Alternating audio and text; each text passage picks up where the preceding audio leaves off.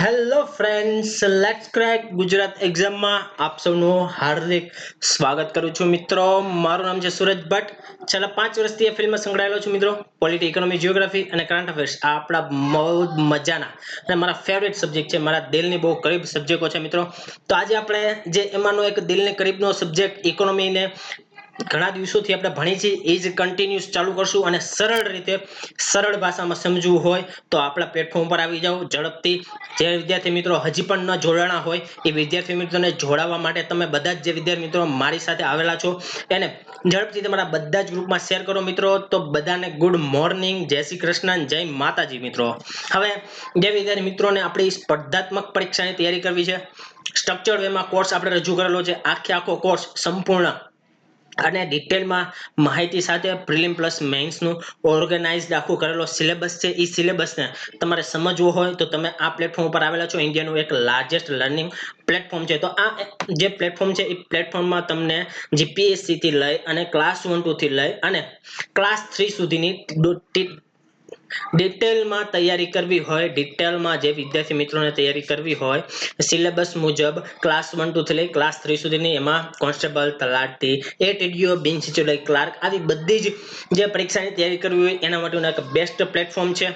અને કેબીના માધ્યમથી તમે જીપીએસસી ની પણ તૈયારી કરશો તો જીપીએસસી નો તમારે કોર્સ છે આખો સિલેક્ટ કરવાનો રહેશે, કે જેમાં આ તમે જીપીએસસી નો જે કોર્સ સિલેક્ટ કરેલો છે એમાં તમારે છે ક્લાસ 1 થી લઈ અને ક્લાસ 3 સુધીના બધા જ એક જ કોર્સ સબસ્ક્રિપ્શનમાં તમને આ બધા જ કોર્સનું છે એ માહિતી, લેક્ચર્સ ને બધું જ મળી રહેશે. ગાઈડન્સ ઉપરાંત એક મેન્ટર તરીકે તમારી સાથે પ્લસ કોર્સમાં તમારી સાથે શિક્ષક અથવા એજ્યુકેટર છે એ જોડાઈ જશે, કે જેથી તમારી જે પરીક્ષા છે એ તમારી પરીક્ષાનો જે સમય તમને ઓછી મહેનતે કેવી રીતે વધારે આઉટપુટ તમારું વધારે કેવી રીતે નીકળી શકે એની તમને એક ગાઈડલાઈન તમને આપશે, કે જેથી તમે ઓછા સમયમાં તમારી એક્ઝામને છે એ ક્રેક કરી શકો મિત્રો.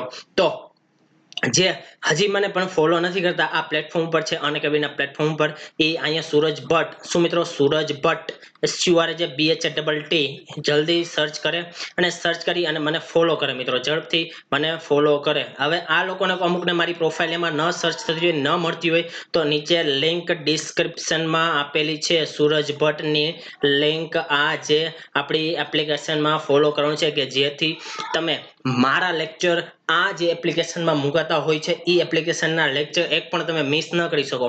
એમાં કરંટના ટૂંક સમયમાં આખા વર્ષનું ઇકોનોમિકનું આખું કરંટ અફેર્સ, કારણ કે મિત્રો ઇકોનોમી સબ્જેક્ટ એવો છે મિત્રો, આપણી જે એક્ઝામ છે એ એક્ઝામમાં ઇકોનોમિક સબ્જેક્ટ એવી રીતે પૂછાતો હોય છે કે જેમાં આપણને બેઝિકની સાથે સાથે કરંટ અફેર્સનું વધારે મહત્વ હોય છે. આપણે કીધું હતું કે 40 થી 50 પ્રશ્નો ઇકોનોમી પ્લસ કરંટ અફેર્સના ભેગા થઈ અને માત્ર પ્રિલિમ એક્ઝામમાં પૂછાય છે. તો તમારે આ પ્રિલિમ એક્ઝામને ક્રેક કરવી હોય તો મારા પ્લસ કોર્સને ઝડપથી સબસ્ક્રાઇબ કરી લ્યો, કે તમને એનાથી શું ફાયદો થશે, એટલે કે આપણને આનાથી તમને શું મળશે. તમે પ્લસ કોર્સમાં આવશો તો અનએકેડમીનું જે એપ્લિકેશન છે, અનએકેડમીની જે વેબસાઇટ છે, કે જે વિદ્યાર્થી મિત્રો આપણને જે ડેસ્કટોપ અને કોમ્પ્યુટરથી જોડાણા છે એ લોકો માટે છે બેસ્ટ સાઇટ અથવા એપ્લિકેશનમાં જે હાલ અત્યારે ગુજરાતની નંબર 1 જો હોય તો આ અનએકેડમીના માધ્યમથી તમે આખો કોર્સ એ તમે સંપૂર્ણ કરી શકો છો. અને બેસ્ટ તમને એજ્યુકેશન છે એ એજ્યુકેશન આમાં મળશે, કારણ કે એક આખી ટીમ તમે જોઈ રહ્યા હશો કે આપણે જે યુટ્યુબમાં લઈ રહ્યા છે એ ઉપરાંત બીજા ઘણા બધા એજ્યુકેટરના તમારે લેક્ચર જોવા હોય 120+ એજ્યુકેટ તમને અહીંયા ભણાવતા હોય છે. તો આનાથી ફાયદો તમને શું થશે, તો તમને એમાં ડેલી લાઈવ ક્લાસીસ મળશે. આ લાઈવ ક્લાસીસમાં તમને એમાં ડાઉટ સેશન પણ આપવામાં આવશે, કારણ કે તમને જે પ્રશ્ન થઈ રહ્યા હોય એ પ્રશ્નનું સોલ્યુશન થવું જોઈએ. કારણ કે તમને ઓનલાઈન માધ્યમથી ભણાવતા હોય તો ઓનલાઈન માધ્યમમાંથી તમને ઘણા બધા પ્રશ્ન પણ ઉદ્ભવતા હોય છે. જેમ તમે ઓફલાઈન માધ્યમમાં સરને તમે ક્વેશ્ચન પૂછી શકો છો, સેમ ટુ સેમ એવી જ મેથડથી તમને આમાં માત્ર આ એક જ પ્લેટફોર્મ એવું હશે કે તમને ઓનલાઈન માધ્યમથી પણ તમને ઓફલાઈન જેવું તમને અહીંયા છે એ ટીચિંગ આપવામાં આવે છે, કે જેથી તમારા જે કોઈ પણ સબ્જેક્ટને રિલેટેડ કે જે તમે સબ્જેક્ટ ભણો છો એ સબ્જેક્ટના એજ્યુકેટરને તમે પૂછી શકો છો ડાયરેક્ટ ડાયરેક્ટ મેસેજથી કમેન્ટ કરીને, એટલે તમારે જે વિદ્યાર્થીઓને કોઈ પણ સબ્જેક્ટ હોય, કોઈ પણ જે ટોપિક હોય, એ બધામાં ક્યાંય પણ પ્રશ્ન હોય તો એ બધા જ પ્રશ્નોનું સોલ્યુશન માત્ર ને માત્ર અનએકેડમીના એપમાં થશે. તો ઝડપથી પ્લસ કોર્સને નોંધાવો. એમાં તમને લાઈવ ટેસ્ટ અને ક્વિઝનું પણ આયોજન થાય છે, જે મોક ટેસ્ટ તમને આપવામાં આવે છે કે જેથી તમારું સેલ્ફ એનાલિસિસ કે સેલ્ફ ચેક થાય, કે જેથી તમને ખ્યાલ આવે કે મેં મારી તૈયારીમાં હું કયા સબ્જેક્ટમાં વીક છું. એના ઉપરથી તમે તમારું એનાલિસિસ કરી શકો અને તમારા માર્ક્સના આધારે તમે જોઈ શકો કે મારે હજી આ સબ્જેક્ટ ઉપર વધારે મહેનત કરવાની છે. તો આપણે અહીંયા જે મોક ટેસ્ટ પણ રેડી થાય છે, એ મોક ટેસ્ટ પણ એવી જ રજૂ થયેલી હોય છે કે જે એક્ઝામના પ્રશ્નોને અનુરૂપ, કે જે એક્ઝામમાં પૂછાતા પ્રશ્નો છે એના અનુરૂપ આખી સ્ટ્રક્ચર્ડ વેમાં કોર્સ પણ એવો જ હોય છે કે સિલેબસમાં ધ્યાનમાં રાખી અને તમારો આખો કોર્સ છે એ ભણાવવામાં આવે છે. તમને આ હું હાલ જે ઇકોનોમી લઈ રહ્યો છું એના ઉપરથી તમને ખ્યાલ આવી જતો હશે કે પ્લસ કોર્સમાં પણ આવી જ રીતે સેમ ડિટેલમાં આનાથી પણ વધારે પ્રિલિમ પ્લસ મેન્સના એપ્રોચથી એમાં ભણવામાં આવતું હોય છે. કારણ કે હાલ ઇકોનોમિકનું કરંટ હું એક દઉં છું, પરંતુ આપણે પ્લસ કોર્સમાં તમે નોંધાશો તો એમાં એક આખા મહિનાનું ઇકોનોમીનું કરંટ, માત્ર ઇકોનોમી સબ્જેક્ટનું કરંટ તમને એમાં જાણવા મળશે. ત્યારબાદ અનલિમિટેડ એક્સેસ મળશે કે તમે આ જે કોર્સ છે એ કોર્સનું તમે અનલિમિટેડ વખત જોઈ શકશો, અનલિમિટેડ વખત ટેસ્ટ આપી શકશો. અને આખું જે કોર્સ છે એમાં ઘણા બધા એજ્યુકેટર છે, બધા જ એજ્યુકેટરના તમારે લેક્ચર જોવા હોય તો એના માટેનું એક બેસ્ટ પ્લેટફોર્મ છે. આ પ્લેટફોર્મ ઉપર ઘણા બધા છે કોર્સ ચાલતા હોય છે મિત્રો, ઘણા બધા. આ કોર્સને તમારે સબસ્ક્રાઇબ કરવું હોય તો પ્લસ કોર્સને લેવો પડે. આમાં રજીસ્ટ્રેશન કરાવવું હોય તો રજીસ્ટ્રેશન કેવી રીતે થશે? તો જે વિદ્યાર્થી મિત્રો છે એ unacademy.com પર વેબસાઇટ ઉપર જઈ અને ત્યાંથી પ્લસ કોર્સ નોંધાવી શકે છે. અને જે વિદ્યાર્થી મિત્રો મોબાઈલ એપ્લિકેશનમાં એપ સ્ટોરમાં જઈ, પ્લે સ્ટોરમાં જઈ અને અનએકેડમી લર્નિંગ એપને ડાઉનલોડ કર્યા બાદ છે જીપીએસસી ઓપ્શન સિલેક્ટ કરવાનો. જીપીએસસી ઓપ્શન સિલેક્ટ કર્યા બાદ પ્લસ કોર્સ તમે નોંધશો, પ્લસ કોર્સ તમે ટિક કરશો એટલે તમારે આવું કંઈક ડાયલોગ બોક્સ છે એ ખુલશે કે જેમાં તમને 1 વર્ષ છે એ 1 વર્ષના જે 12 મહિનાના એટલે કે 1 વર્ષના તમારે 7,000 રૂપિયા થશે. પરંતુ હું તમને 7,000 રૂપિયા નહીં ભરવા દઉં, કારણ કે હું તમને પેલા ડિસ્કાઉન્ટ અપાવીશ. કારણ કે YTSB કોડ યુઝ કરવાથી તમને 1 વર્ષના હું 7,000 રૂપિયા નહીં ભરવા દઉં મિત્રો. શું કામ? કારણ કે આપણે 10% ડિસ્કાઉન્ટ મળશે. શું કામ? આપણો કોડ તમે યુઝ કર્યો હશે તો મિત્રો. તો આ જે કોડ તમે યુઝ કર્યો છે એના લીધે તમારે છે એ 10% ડિસ્કાઉન્ટ મળ્યું. એના આધારે તમારે 6,300 રૂપિયા જ માત્ર ભરવાના થશે. 6,300 રૂપિયા. ખાસ મિત્રો યાદ રાખજો, YTSB કોડ યુઝ કરવાનું ભૂલતા નહીં. 2 વર્ષનો જે વિદ્યાર્થી મિત્રોને મારી સાથે જોડાવું છે, આખા અનએકેડમી એપ્લિકેશન સાથે જોડાવું છે, બધા એજ્યુકેટરના લેક્ચર જોવા છે, 8,400 રૂપિયા ભરવાના છે. પરંતુ હું તમને 8,400 નહીં ભરવા દઉં, કારણ કે તમને YTSB મારો કોડ છે, રેફરલ કોડ 10% ડિસ્કાઉન્ટ તમને આમાં પણ મળશે. જેથી તમારા જે 8,400 રૂપિયા થતા હતા એ ડાયરેક્ટ 7,560 થઈ જશે. એટલે ખાસ મિત્રો મારી સાથે જોડાઓ, લોંગ ટર્મ કોર્સ લ્યો, જેથી તમારી તૈયારીમાં ઝડપથી કેવી રીતે તમે તમારા ગોલને એચીવ કરી શકો છો, તમે તમારી જાતને મોટિવેટ રાખી શકો. જ્યાં સુધી તમારી એક્ઝામ ક્રેક ન થાય ત્યાં સુધી તો તમારે આ કોર્સને છે એ જોઈ લેવાનો છે, સબસ્ક્રાઇબ કરીને રહેવાનો છે, કે જેથી તમે તમારી એક્ઝામને સરળતાથી ક્રેક કરવા માટે આ પ્લસ કોર્સ છે બહુ જ મહત્વનો છે મિત્રો. એટલે ઝડપથી જે વિદ્યાર્થી મિત્રો હજી પણ જોઈન ન થયા હોય એ આપણા કોર્સમાં છે એ કોર્સમાં જોઈન થઈ જાઓ. પ્લસ કોર્સ સંબંધિત કોઈ પણ ઇન્ક્વાયરી હોય, પ્લસ કોર્સ સંબંધિત હજી પણ કોઈ પણ ઇન્ક્વાયરી હોય તો 83 20 48 73 93 આ આપણો મોબાઈલ નંબર છે. માત્ર ને માત્ર 1 થી 2 અને ઈ PM એટલે કે બપોરે 1 થી 2 માં જ કોલ કરવો મિત્રો. તો આ આપણી જે ટેલિગ્રામ ચેનલ છે એ ટેલિગ્રામ ચેનલમાં આપણે ડેઈલી ઇકોનોમિકના લેક્ચરની PDF ઉપરાંત જે યોજનાના લેક્ચર આવે છે એની PDF અને જુદા અન્ય ક્લાસ 3 ક્લાસ 1 2 ના મટીરીયલ શેર કરતા હોઈએ છીએ તમને. તો એના માટે તમે ઝડપથી આપણો જે આ ટેલિગ્રામ ચેનલ છે એને પણ જોઈન કરી લ્યો. વધારેમાં વધારે લોકો જોઈન થશે, વધારેમાં વધારે લોકોને ફાયદો થશે મિત્રો. એટલા માટે એમાં ક્વિઝ પણ ડેઈલી મૂકતા હોય છે. તો તમારે આ ક્વિઝનો પણ ફાયદો ઉઠાવવો હોય તો તમે આ આપણી ચેનલ છે સૂરજ ભટ્ટ અનએકેડમી, એને ઝડપથી જોઈન કરી લ્યો મિત્રો. હવે જે આજે આપણે જે ભણવાના છીએ એ આખું ડિટેલમાં ઇકોનોમી સબ્જેક્ટનું ગરીબી જે ચેપ્ટર છે, ગરીબ ભારતમાં ગરીબી, અત્યાર સુધી આપણે બેઝિક કે ગરીબ શું છે, ગરીબીના પ્રકાર શું છે, કોને સાપેક્ષ ગરીબી કહેવાય, નિરપેક્ષ ગરીબી કોને કહેવાય, ગિની ગુણાંક આપણે જોયું તો, પછી લોરેન્જ વક્ર જોયું હતું, આ બધું જ આપણે બેઝિક જોયું. હવે સરકાર દ્વારા જુદી જુદી સમિતિઓની રચના કરવામાં આવેલી છે. કોઈ પણ ગરીબ છે એ ગરીબની સમય જતા જતા આપણે વાત કરેલી હતી આગળ વ્યાખ્યા પ્રમાણે કે કોઈ પણ જે ગરીબ છે એ ગરીબ એક એવી પરિસ્થિતિ છે કે જેમાં એ વ્યક્તિ અથવા એ સમૂહને એને જરૂરિયાતની ચીજ વસ્તુઓ મળતી નથી.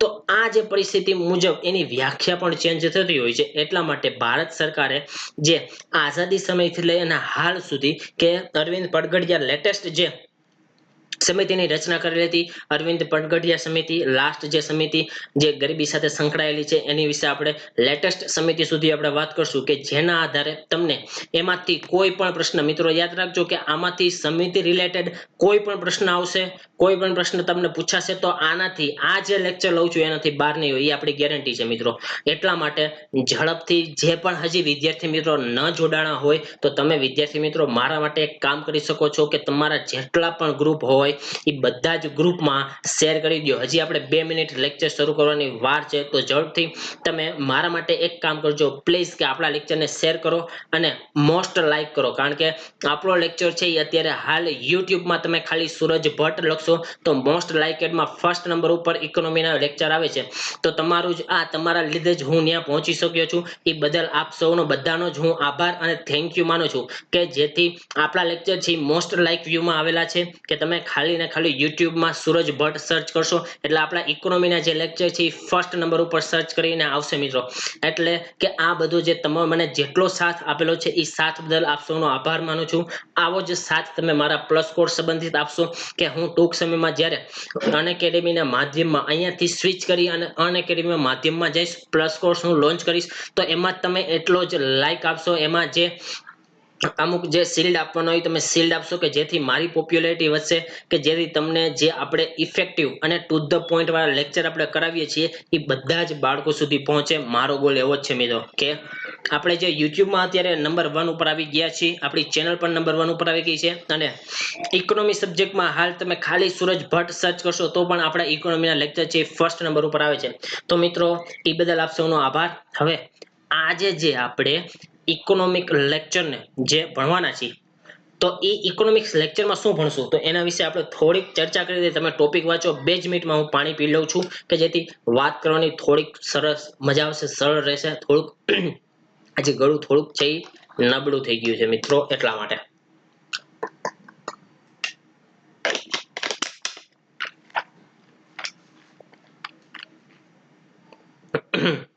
હા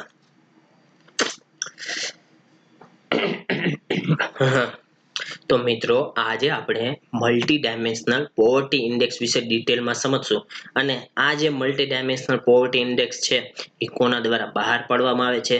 પહેલા મલ્ટી ડાયમેન્શનલ પોવર્ટી ઇન્ડેક્સ છે એ કયા નામે ઓળખાતો હતો? એ પ્રશ્ન પરીક્ષામાં આવી ગયો છે કે હ્યુમન પોવર્ટી ઇન્ડેક્સ જે આજે મલ્ટી ડાયમેન્શનલ પોવર્ટી ઇન્ડેક્સ તરીકે ઓળખાય છે. આપણે આ સુધી આટલું ડિટેલમાં મલ્ટી ડાયમેન્શનલ પોવર્ટી ઇન્ડેક્સને ગણવા માટે જુદા જુદા માપદંડો છે એ માપદંડો કયા છે એ પણ હવે પ્રશ્ન પૂછાઈ શકે છે. એટલે આપણે એક્ઝામ ઓરિએન્ટેડ જે એક્ઝામમાં હવે પછી પૂછાવાનું છે એના આધારિત જ આપણો લેક્ચર હોય છે. એટલા માટે કહું છું મિત્રો કે ઝડપથી જેટલા પણ લોકો જોડાણા છે એ બધાનો આભાર અને જય હિન્દ અને ગુડ મોર્નિંગ બધાને મિત્રો. આપણો લેક્ચર હવે શરૂ કરીએ છીએ કે આજે આપણે છે એ ગરીબી સાથે જુદી જુદી જે સમિતિઓ છે એના સમિતિ વિશે વાત કરશું. ગરીબીનું માપન કેવી રીતે થાય છે વૈશ્વિક લેવલે અને આપણા ભારતમાં એના વિશે ડિટેલમાં ચર્ચા કરશું. ભારતમાં જે ગરીબી છે એ ભારતની ગરીબી કેવી છે, એનું સ્વરૂપ કેવું છે, જુદા જુદા રાજ્યોમાં કેવી ગરીબી જોવા મળે છે એના વિશે ડિટેલમાં ચર્ચા કરશું. અને ગરીબીના કારણો કે ભારતમાં જે ગરીબી થાય છે એના જુદા જુદા કારણો છે એ જુદા જુદા કારણો ઉપર આપણે ડિટેલમાં ચર્ચા કરશું. જે બેરોજગારીનો વધારો છે, પછી ઉત્પાદકતામાં જે ખેત ઉત્પાદકતા છે ઓછી છે, ખેતી ઉપર વધારે લોકોનું ભારણ છે, આવા જુદા જુદા ડિટેલમાં ઘણા બધા કારણો છે એ આપણે અહીંયા જોશું. ઉપરાંત જે COVID-19 ના લીધે જે આપણા મેન્યુફેક્ચરિંગ જે ડિપાર્ટમેન્ટ છે, મેન્યુફેક્ચરિંગ હબ ઉપર જે અસર થઈ રહી છે એના લીધે ગરીબી ઉપર કેવી રીતે અસર થઈ છે, માઇગ્રેશનની જે પ્રક્રિયા છે માઇગ્રેશનના લીધે દિવસે ને દિવસે ભારતમાં છે એ ગરીબીમાં વધારો થઈ રહ્યો છે. એમ મિત્રો એક લેક્ચરનું સ્પેશિયલ લઈને આવવાનો છું માઇગ્રેશનની સમસ્યા ઉપર આખો ડિટેલમાં કે માઇગ્રેશન પહેલા કેવી રીતે થયું, એના ઉપર સરકારે શું બનાવ્યા, લેબર લો નવો મોદી ગવર્મેન્ટે હમણાં સુધારી અને બનાવેલો છે, એના વિશે પણ આપણે ડિટેલમાં એક લેક્ચર સ્પેશિયલ એ માઇગ્રેશન ઉપર કરશું. કારણ કે આના ઉપરથી મને એવું લાગે છે મિત્રો આપણે એક એસે ખાસ મિત્રો યાદ રાખજો મારા વર્ડ્સ જ્યારે જીપીએસસી ની મેઇન્સ આવે ને ત્યારે આ લેક્ચર જોઈ અને ફરીથી જોજો મિત્રો કે આ આપણા એસેમાં જીપીએસસી ના એસેમાં એક માઇગ્રેશનનો છે, માઇગ્રેશનનો સ્થળાંતરનો ગુજરાતીમાં સ્થળાંતર કહેવાય, સ્થળાંતરનો એક એસે હશે. એના ઉપરથી ઇકોનોમિકમાં પ્રશ્ન પણ હશે મિત્રો ખાસ યાદ રાખજો. જે મજૂર કાયદો છે એ મજૂર કાયદા સંબંધિત પણ પ્રશ્ન હશે. કારણ કે હાલ જો કરંટમાં હોય સૌથી મોટું અને મોસ્ટ આઈએમપી કરંટ તો આ છે. તો એની અબાઉટ આપણે ડિટેલમાં ચર્ચા એક સેપરેટ લેક્ચર બનાવી અને કરશું મિત્રો. અને એક આપણે નવું સિસ્ટમ પણ ચાલુ કરવાનું છે કે અમુક જે વિદ્યાર્થીઓ મિત્રો મને હજી પૂછે છે કે સાહેબ અમારે ઇકોનોમિક્સમાં કયું પુસ્તક વાંચવું, કયું બેઝિક પુસ્તક વાંચવું અથવા રેફરન્સ બુક કઈ વાંચવી, કે આ સબ્જેક્ટમાં સાહેબ મારે નોટ્સ કેવી રીતે બનાવવી, ઉપરાંત હવે મારે પ્રશ્ન જવાબ લખવા છે મેઇન્સના પ્રશ્ન જવાબ, તો એ પ્રશ્ન જવાબ કેવી રીતે લખવા, સાહેબ મને એમસીક્યુ હજી કેવી રીતે સોલ્વ કરવા એ હજી ખ્યાલ નથી આવતો, તો એ એમસીક્યુ કેવી રીતે સોલ્વ કરવા ને મિત્રો એ પણ આપણે અહીંયા શીખવાડશું. એના માટે આ આખા માટેનો પણ એક અલગથી એક લેક્ચર આવશે, સ્પેશિયલ લેક્ચર એ યુટ્યુબના માધ્યમ ઉપર જ આવશે કે જેથી તમારે ફ્રીમાં સરળ ગાઈડન્સ મળી રહે. એટલા માટે મારો હેતુ એવો જ છે મિત્રો કે વધારેમાં વધારે લોકો સુધી આપણા આ લેક્ચરો કેવી રીતે પહોંચે અને જે છેવાડાના જે ગામડાના આપણા વિદ્યાર્થી મિત્રો છે કે જેની પાસે યોગ્ય અભાવ છે શિક્ષણનો, નાણાંનો, એના લીધે સારું શિક્ષણ કે સારી ફેકલ્ટી, સારી એજ્યુકેશન ઇન્સ્ટિટ્યૂટમાં નથી જઈ શકતા, એ લોકોને આપણે આ યુટ્યુબના માધ્યમથી સરળ રીતે આ આપણો લેક્ચર પહોંચે એ મારો મેઇન ગોલ આ છે વિદ્યાર્થી મિત્રો કે તમે બધા આપણો લેક્ચર જુઓ, લાઈક કરો અને ઘણા બધા લોકોને તમે રિફર કરો કે જેથી એ લોકોને આવું ક્વોલિટી વાળું કન્ટેન્ટ મળે કે જે હાલ બજારમાં પણ અમુક બુકોમાં નથી આપેલું કે એ બધી જ બુકોમાં આ બધું કન્ટેન્ટ તમને નહીં મળે. કારણ કે મેં આના ઉપર ઘણી બધી રિસર્ચ કરી, મહેનત કરી અને આખું આ કન્ટેન્ટ બનાવેલું છે. એટલા માટે મિત્રો તો આપણે એક નવો લેક્ચરની સિરીઝ પણ શરૂ કરવાના છીએ આ જ પ્લેટફોર્મ ઉપર.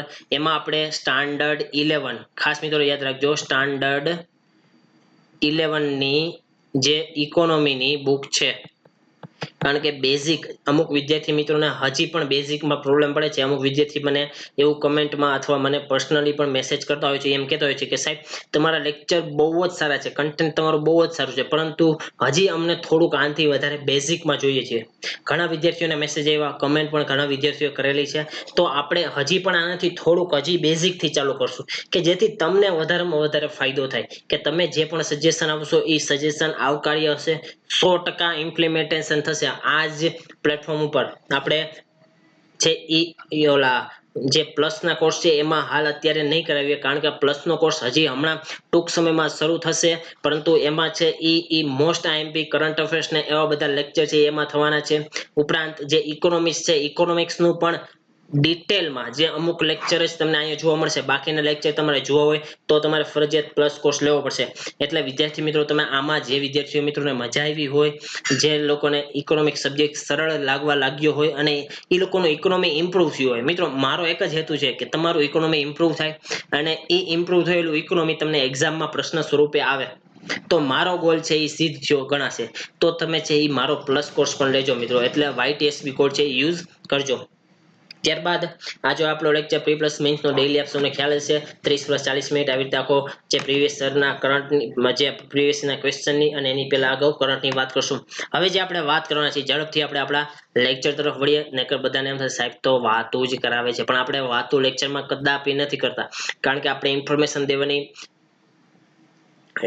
હું દેવા માંગતો હોય કારણ કે તમે બધા છે એ મોટિવેટ રહ્યો મિત્રો. કારણ કે આપણી એક પરીક્ષાનો પણ એક ભાગ છે કે તમારે હંમેશા તમારી જાતને સેલ્ફ મોટિવેટ તમે હશો. તમારો એક ગોલ છે, એ ગોલ તમે એક નક્કી કરેલો હોય છે. મિત્રો આ વાત છે ખાસ ધ્યાનથી સાંભળજો કે તમે એક ગોલ તમારો નક્કી કરેલો હોય છે ઈ ગોલને તમે તમારી જાતે જ નક્કી કરેલો હોય છે મિત્રો. તો તમારી જાતને ઈ ગોલને અચીવ કરવા માટે તમારી જાત સાથે કોઈ દી બાંધછોડ ન કરતા. કારણ કે તમે એક દિવસ ડેઈલી એક ટાર્ગેટ બનાવેલો હોય છે, તો એ ટાર્ગેટને પૂરું કરવા માટે તમારે એટલી જ મહેનત કરવી અને તમારી 100% દઈ દેવી મિત્રો, કે જેથી એ ટાર્ગેટ એ જે ટોપિક લીધેલો છે એ ટોપિક હંમેશા માટે ક્લિયર થઈ જાય. એટલા માટે ખાસ હું કહું છું કે તમે તમારો ટાર્ગેટ ડેઈલીનો એક નક્કી કરો. એ ડેઈલીનો ટાર્ગેટ નક્કી કરેલ મુજબ એના મુજબ કામ કરો.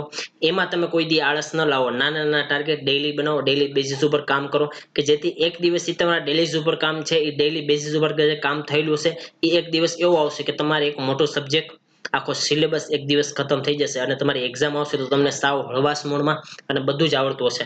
તો આ મુજબ આવી રીતે સ્ટ્રેટેજી બનાવો અને કામ કરો.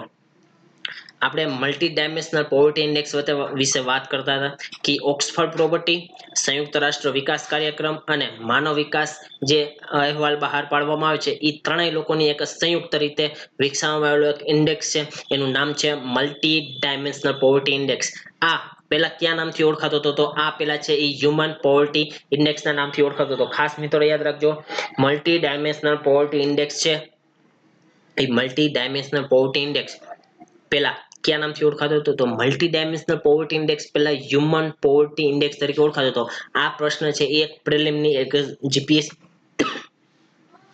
જીપીએસસી દ્વારા એક પ્રશ્ન જીપીએસસી દ્વારા એક્ઝામ લેવાઈ ગઈ, એમાં આ પ્રશ્ન પૂછાઈ ગયેલો છે. હવે તમને કોઈ પણ ઇન્ડેક્સનો પ્રશ્ન તમે યાદ રાખજો, આપણો પહેલો લેક્ચર કે મેં તમને કીધેલો હતો કે કોઈ પણ જીપીએસસી એક્ઝામ એ ઇન્ડેક્સ વગર કોઈ પણ એક પેપર અધૂરું નથી હોતું. એક ઇન્ડેક્સનો ફરજિયાત મિત્રો આ પ્રશ્ન યાદ રાખજો કે ઇન્ડેક્સનો કોઈ પણ એક પ્રશ્ન હોય છે.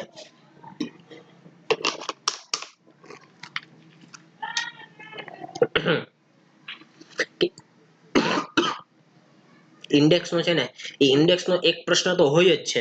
એટલે આપણે છે એ ઇન્ડેક્સને ડિટેલમાં ચર્ચા કરશું અહીંયા, કે આ જે ઇન્ડેક્સ છે એ કોના દ્વારા રિલીઝડ કરવામાં આવે છે, એટલે કે બહાર પાડવામાં આવે છે.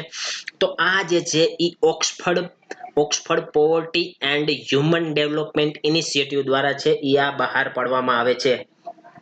ત્યારબાદ આ છે એ કયા માપદંડોના આધારે છે એ ગણતરી કરવામાં આવે છે? ખાસ મિત્રો યાદ રાખજો, આ છે એ જે ઇન્ડિવિડ્યુઅલ પોવર્ટીનું એક વ્યક્તિગત લેવલ ઉપર છે, એ વ્યક્તિગત સ્તર ઉપર શું ચકાસે? તો એ જે એનું એજ્યુકેશન કેટલું મળ્યું છે, એને હેલ્થ સર્વિસ કેટલી મળે છે, એને જીવન સ્તર એનું કેવું છે, એના આધારે છે એ આખો આ છે એ મલ્ટી ડાયમેન્શનલ પોવર્ટી ઇન્ડેક્સ છે એ રજૂ કરવામાં આવે છે. એના માપદંડો આ ત્રણ હતા, કે જેને ગુજરાતીમાં બહુ આયામી ગરીબી સૂચકાંક કહેવામાં આવે છે મિત્રો. હવે આ બહુ આયામી ગરીબી સૂચકાંક છે એમાં ત્રણ આયામોનો સમાવેશ થાય છે, જેમાં સ્વાસ્થ્ય છે, શિક્ષા છે અને જીવન સ્તર છે. આ ત્રણેય આયામો છે એ 10 બીજા સૂચકોમાં વિભાજિત કરેલા છે. નાના નાના નાના સૂચકો 10 સૂચકો છે, એ 10 સૂચકોનો છે એ 10 સૂચકોનો સમાવેશ આમાં થાય છે મિત્રો. આ જે 10 સૂચકો છે એ આપણે ડિટેલમાં આગળ જોશું. એ પહેલા એક global multi dimensional poverty index છે 2019માં રજૂ કરવામાં આવેલો હતો. એના વિશે થોડીક ચર્ચાઓ કરી દઈએ કે એમાં શું હતું મિત્રો, કે આમાં છે એ હજી પણ વિશ્વના 1.3 મિલિયન લોકો છે એ આવી રીતે ગરીબી હેઠળ જીવી રહ્યા છે. મલ્ટી ડાયમેન્શનલ કે બહુ આયામી ગરીબી હેઠળ જીવી રહ્યા છે.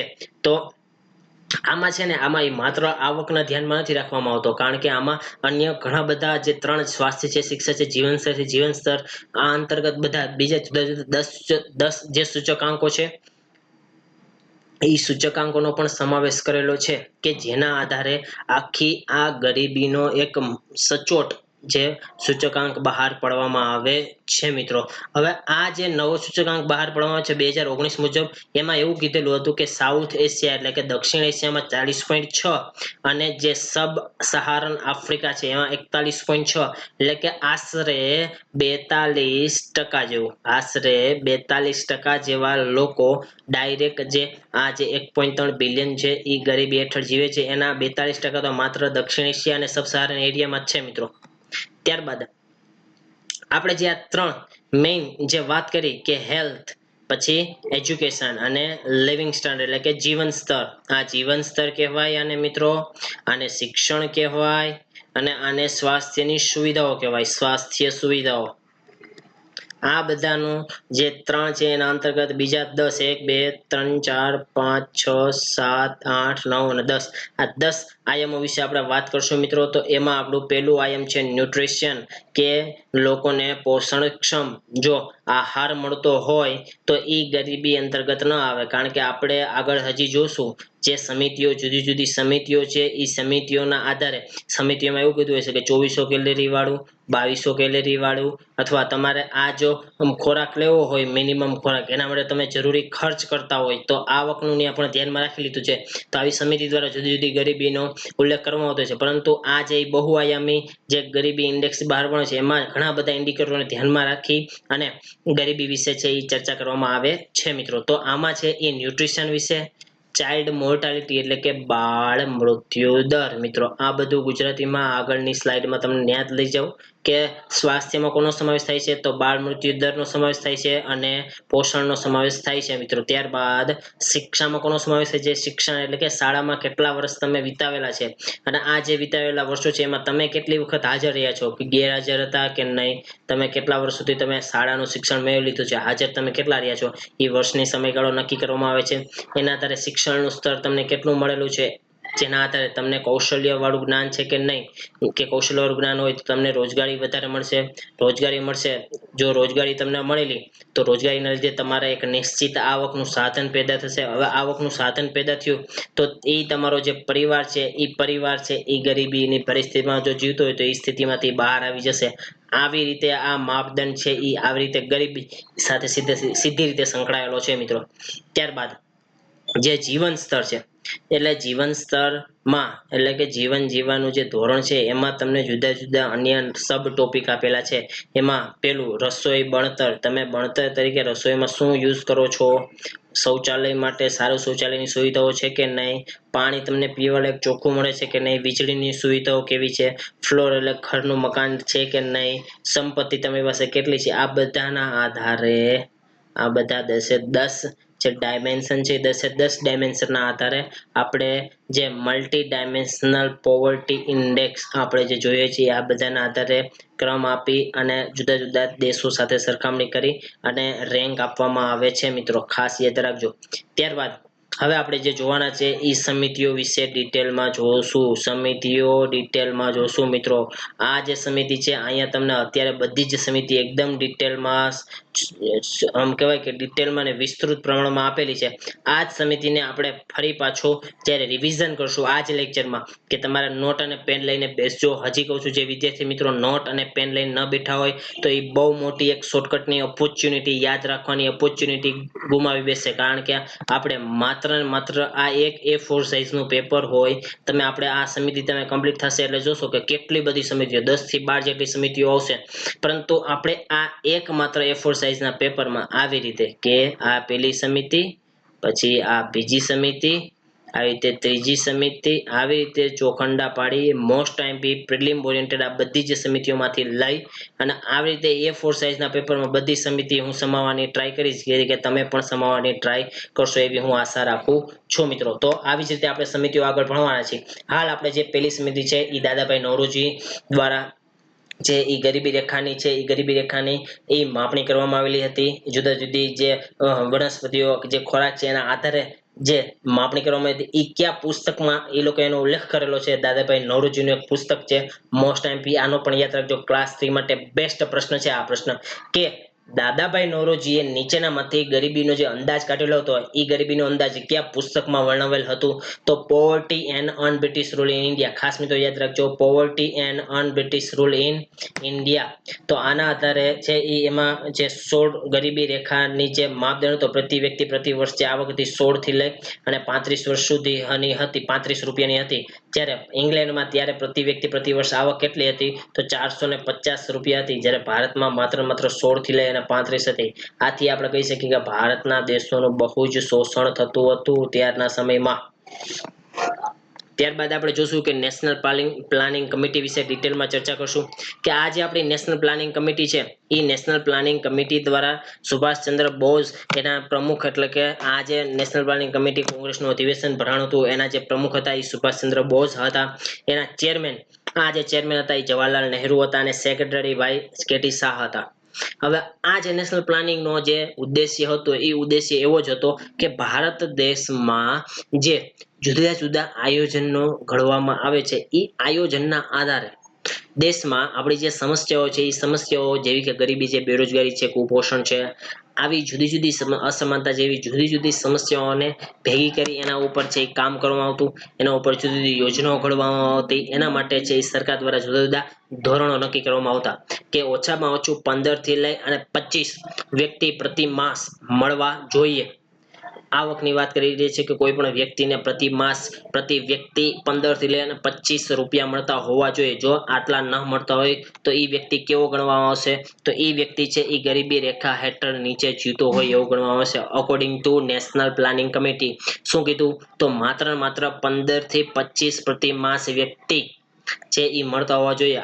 આ તમારે ખાસ આ યાદ રાખવાનું છે. આવું કોને કીધું? તો નેશનલ પ્લાનિંગ કમિટીએ 1938 માં. અધ્યક્ષ કોણ હતા? Subhash Chandra Bose. Chairman Nehru. Secretary KT Shah.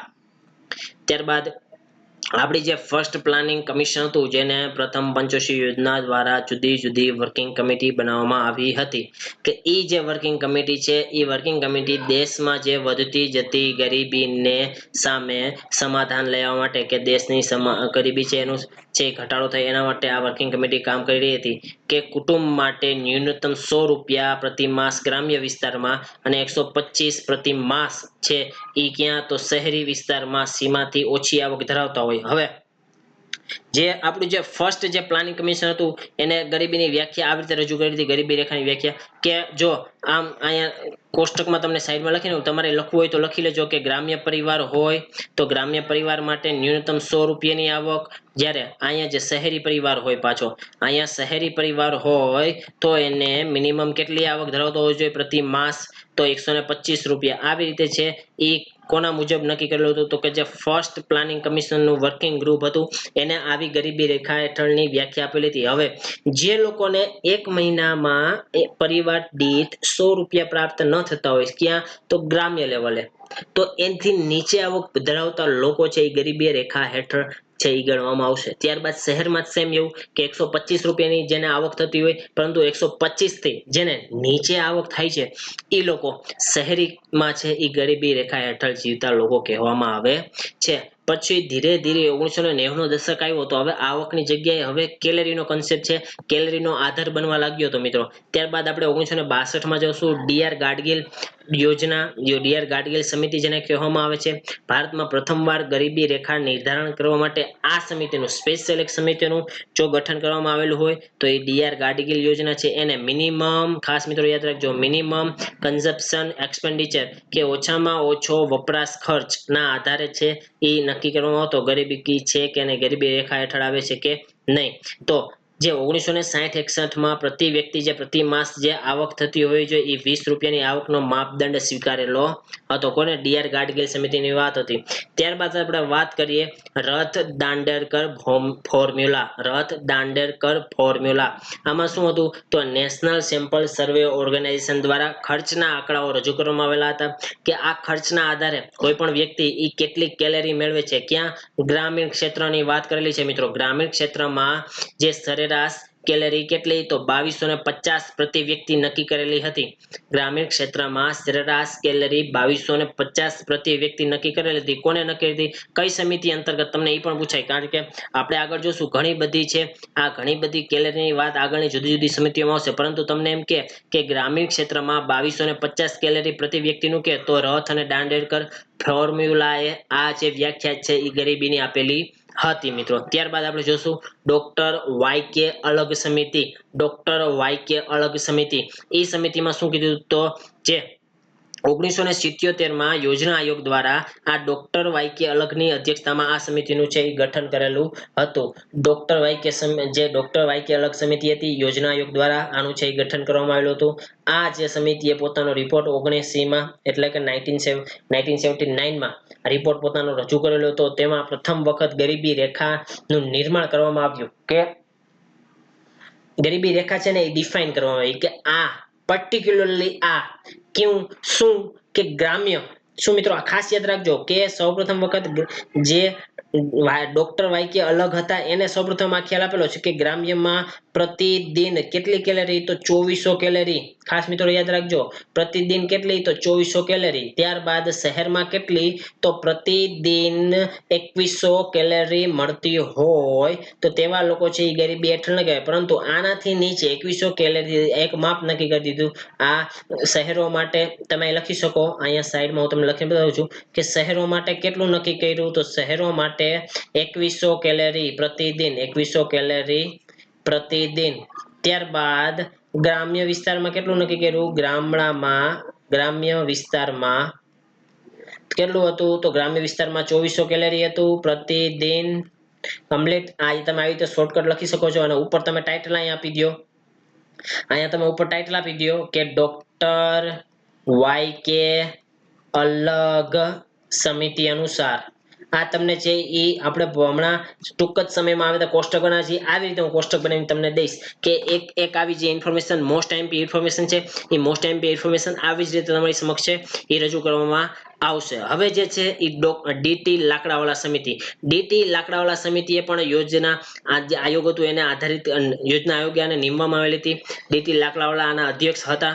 1903 માં એને પોતાનો રિપોર્ટ છે એ રજૂ કરેલો હતો અને આ આઈક્ય અલગ સમિતિના ગરીબી રેખાનું નિર્ધારણ છે યથાવત રાખેલું હતું. એને જે જુદા જુદા ખ્યાલો આપેલા છે એ ખ્યાલો વિશે આપણે વાત કરશું કે રાજ્યની ગરીબી રેખા, શહેરોમાં ઔદ્યોગિક કામદારો અને ઉપભોક્તા ભાવ સૂચકાંક, ગ્રામ્ય કૃષિ કામદારોનો ઉપભોક્તા સૂચકાંક ને આધાર ગણવામાં આવેલો છે. જે ડીટી લાકડાવાળા છે એને ગરીબી રેખા માટે જે ઔદ્યોગિક જે કામદારો છે, પછી જે કૃષિ લેવલમાં જે કામદારો છે એ કામદારોને ધ્યાનમાં રાખી જે કન્ઝ્યુમર પ્રાઇસ ઇન્ડેક્સ છે એ કન્ઝ્યુમર પ્રાઇસ ઇન્ડેક્સને ધ્યાનમાં રાખી એક આખો જે વપરાશી ખર્ચના આધારે આખો એક માપદંડ રજૂ કરેલો છે. એમાં એવું આવશે મિત્રો કે જે જે ગામડામાં છે એ ગામડામાં જે કૃષિ મજૂરો છે એ કૃષિ મજૂરોના આધારે, અને જે શહેરોમાં છે, જે શહેરોમાં રહે છે એ શહેરોમાં જે ઇન્ડસ્ટ્રીયલ મજૂર છે જેને ઔદ્યોગિક કામદારો કહેવામાં આવે છે, આ જે ઔદ્યોગિક કામદારોની પરિસ્થિતિ કેવી છે એના આધારે કોઈ પણ નક્કી કરેલી હોય ગરીબી, તો એ ગરીબી કોણ, તો ડીટી લાકડાવાળાએ કરેલી છે. ડીટી લાકડાવાળાએ આ જે સમિતિ છે એ સમિતિની ભલામણો આવી હતી. એ સમિતિએ 2004 અને 5 માં ગ્રામ્ય ગરીબોની સંખ્યા 28.3 કીધેલી હતી, જ્યારે શહેરી ગરીબોની વસ્તી 25.75. આના ઉપરથી આપણે કહી શકાય કે ભારતમાં વધારે જો ગરીબી જોવા મળતી હોય તો એ ક્યાં જોવા મળે છે, તો ગ્રામ્ય વિસ્તારમાં અથવા ગામડાઓમાં.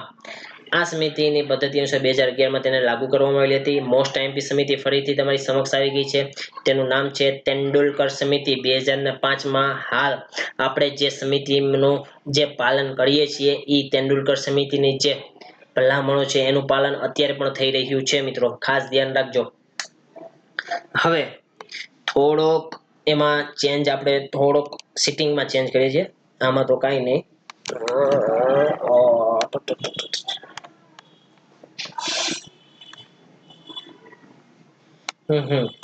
કે મિત્રો આપણે તમને આજે સરખી રીતે સચોટ રીતે ભણાવવું છે એટલા માટે. તો સુરેશ તેંડુલકર સમિતિ શું હતી, તો આ સમિતિની રચના વર્ષ 2005 માં કરવામાં આવેલી હતી. ખાસ મિત્રો યાદ રાખજો, આ સમિતિની રચના ક્યારે કરવામાં આવી હતી, વર્ષ 2005 માં કરવામાં આવેલી હતી. તેનું સંપૂર્ણ રિપોર્ટ ક્યારે રજૂ કરવામાં આવ્યો હતો, 2009 માં. તમને પ્રશ્ન પૂછાઈ શકે કે તેંડુલકર સમિતિનો રિપોર્ટ ક્યારે રજૂ કરવામાં આવેલો હતો, તો 2009 માં રજૂ કરવામાં આવેલો હતો. આ સમિતિ દ્વારા ખાસ હવે જે મોસ્ટ આઈએમપી આવે છે એ હવે આવે છે કે આ સમિતિ દ્વારા માપદંડ, કેલેરીના માપદંડની જગ્યાએ, જો કેલરીનો માપદંડ નહીં હવે તો કયો માપદંડ, તો શિક્ષણ છે, આરોગ્ય છે, વીજળી છે, પરિવહનની સુવિધાઓ કેવી મળે છે એ વગેરે ઉપર જે માસિક ખર્ચ કે આટલા રૂપિયાનો માસિક ખર્ચ કરવામાં આવે છે એના આધારે ગરીબી રેખા નક્કી કરવામાં આવેલી હતી. હવે તમને પ્રશ્ન પૂછાય કે સુરેશ તેંડુલકર સમિતિ દ્વારા કોના આધારે ગરીબી રેખાનું નિર્ધારણ કરવામાં આવેલું હતું, તો તમારે આનો આન્સર લખવાનો છે ડાયરેક્ટ ખર્ચના આધારે કોઈ પણ એક વ્યક્તિ પ્રતિદિન, પ્રતિ દિવસ પ્રતિ વ્યક્તિ કેટલા રૂપિયાનો ખર્ચ કરે છે એના આધારે છે નક્કી કરવામાં આવતું. તો આ સમિતિએ ગ્રામીણ લોકો માટે ગ્રામીણ ક્ષેત્રોમાં, ખાસ મિત્રો યાદ રાખજો, ગ્રામીણ ક્ષેત્રોમાં 27 રૂપિયા પ્રતિ વ્યક્તિ પ્રતિદિન અને શહેરી ક્ષેત્રમાં પ્રતિદિન પ્રતિ વ્યક્તિ 33 રૂપિયાની એક ચોક્કસ એક છે એ આધાર નક્કી કરેલો છે. હવે આ આધારની ઉપર જો કોઈ હોય તો એને ગરીબ નથી ગણવામાં આવતા. હવે આ આધારની નીચે જે હોય એને ગરીબી રેખા હેઠળના લોકો છે એમ કહેવામાં આવે છે મિત્રો. તો આના આધારે છે સમિતિની રચના કરી અથવા આ સમિતિની જે ભલામણ કરેલી છે એ સમિતિ કઈ છે? તો એ સમિતિ છે ડાયરેક્ટ સુરેશ તેંડુલકર સમિતિ. ખાસ મિત્રો યાદ રાખજો.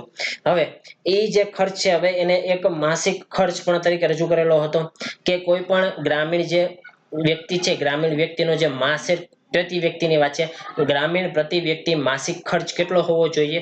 મિનિમમ 816 હોય, મિનિમમ 816 હોય ગ્રામ્ય લેવલે, તો એ છે એ ગરીબ અંતર્ગત નહીં હોતો, પરંતુ આની નીચે જાય તો એ ગરીબી રેખા હેઠળ કહેવામાં આવે છે. એવી રીતે સેમ શહેરી ક્ષેત્રમાં પણ એવું કર્યું તો 1000 રૂપિયા સુધીની આવક ધરાવતો હોવો જોઈએ પ્રતિ વ્યક્તિ પ્રતિ માસ.